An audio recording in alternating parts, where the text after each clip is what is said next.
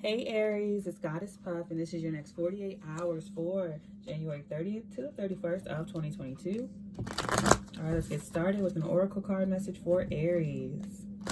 What's going on with Aries in the next 48 hours? What does Aries need to know for January 30th to the 31st of 2022 for Aries? January 30th to the 31st of 2022 for Aries.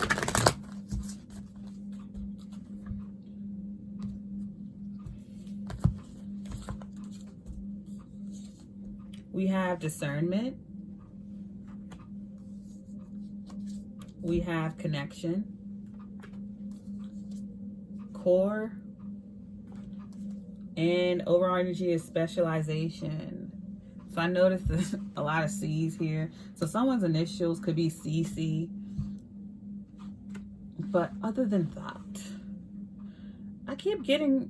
I got an overwhelming message for each sign today that every sign is looking over their connections, using discernment about a connection, the core of the connection, like where did it start, what's the foundation for it, is it solid, or just trusting your gut and your body and feeling for that connection within yourself. What does it bring to you? What is it giving to you?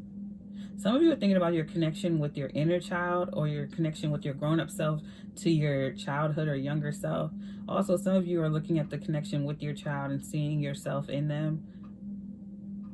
Like, not just the fact that you look alike, obviously, but the fact that, you see literally yourself in them, like where you were at that time in your life or that age in your life. But let's get into the tarot and get more specific. For Aries,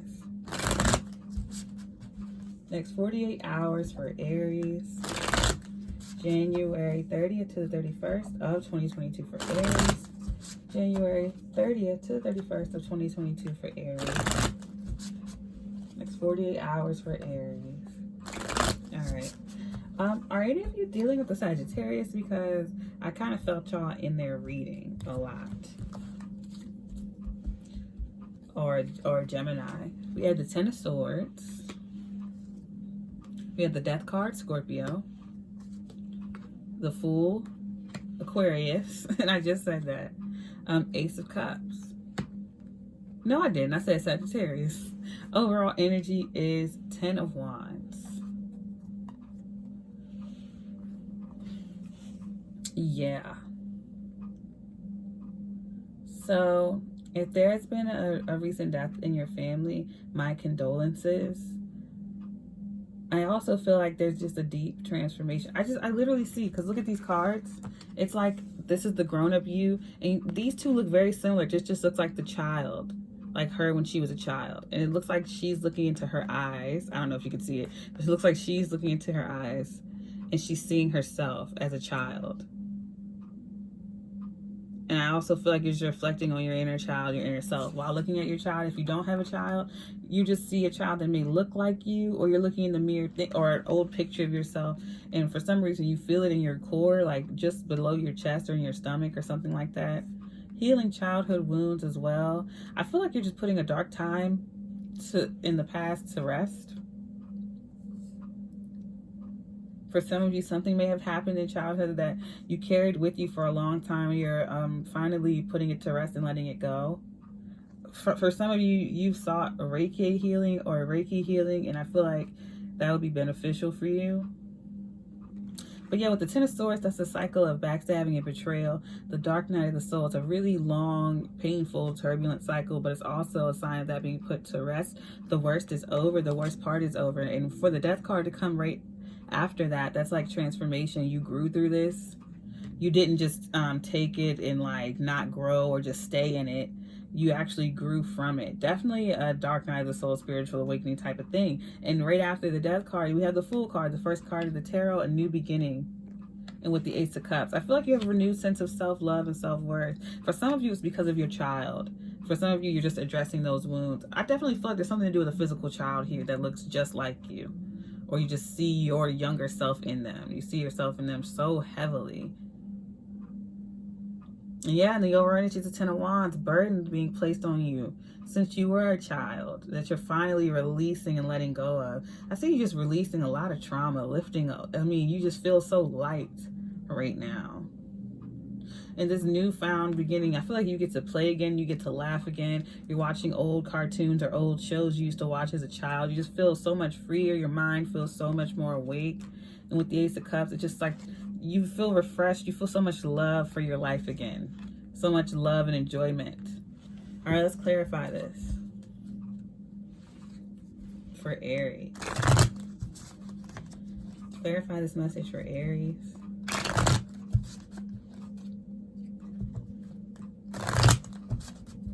I'll give you 2 more shuffles. Clarify this message for Aries. Last one. Please clarify this message for Aries.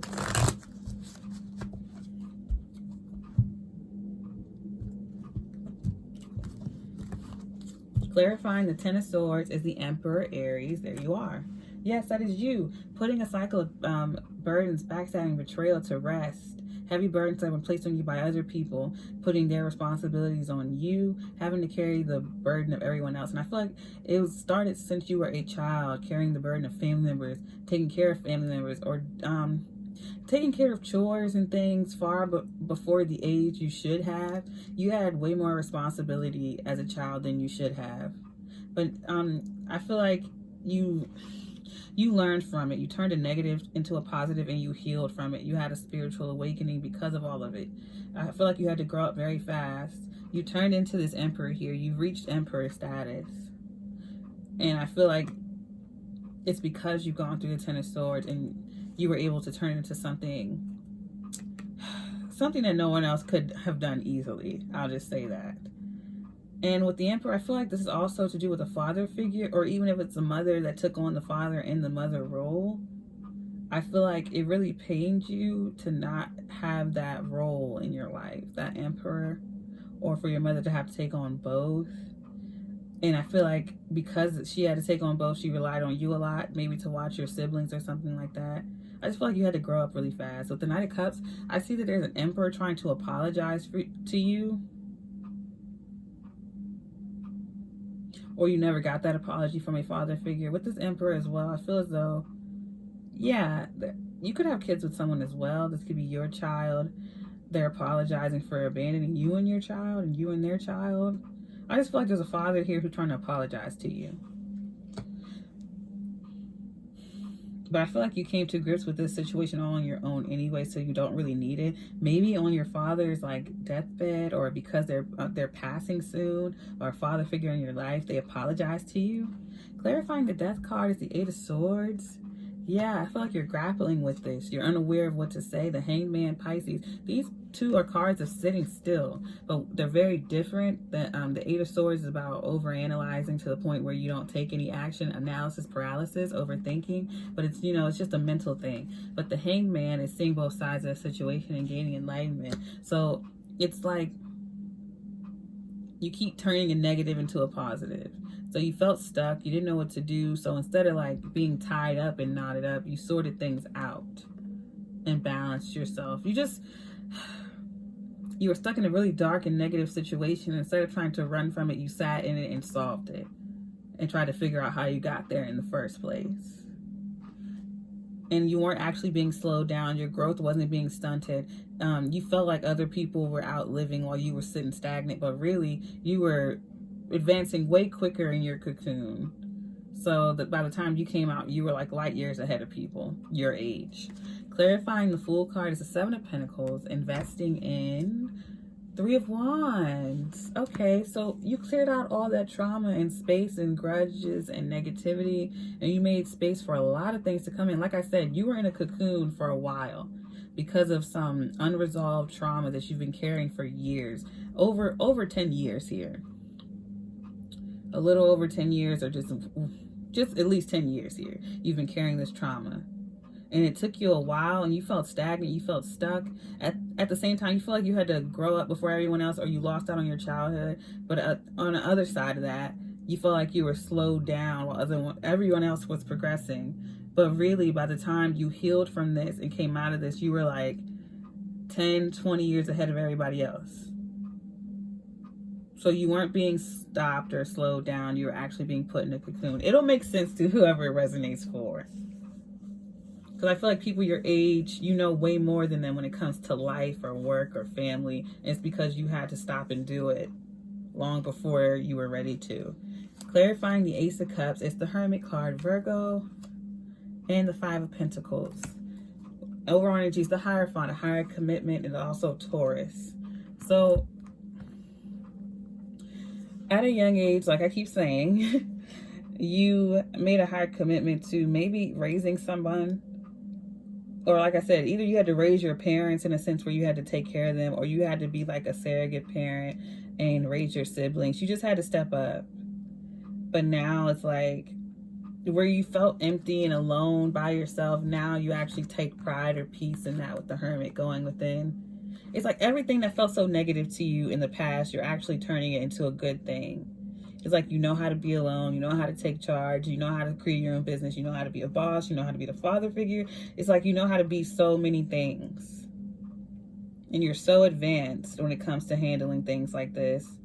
And it's because you've had to do it for so long. And I feel like now that you've finally broken free of that, of taking on other people's responsibilities and having to be the adult and having to be the parent, now with this Fool card, you can invest in yourself with the Seven of Pentacles and Three of Wands. And now that you are letting all of that go and investing in yourself, you have like the Three of Wands, all these ships coming in, all these opportunities coming to you. And with the overall energy being the Hierophant, I feel like if you're not already in a manager position or CEO position, you will be very soon. I see that you are the type to always be in like a higher up position because you can just handle things very well without anyone else being involved. I mean, you know how to work with other people. It's just that you're a leader. Yeah, Queen of Swords, the Star. Yeah, you definitely speak your mind. You have a sharp tongue, but not in a rude way.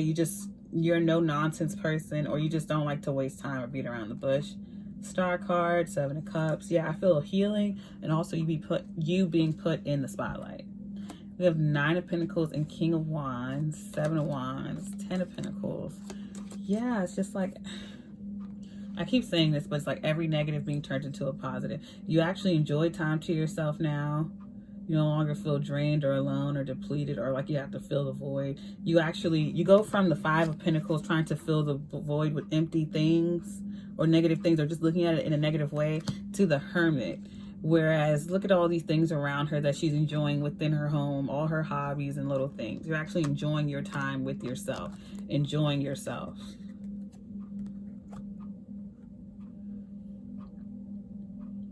Investing in yourself in a new carefree beginning. And I feel like this reading was so metaphoric. This is all about you.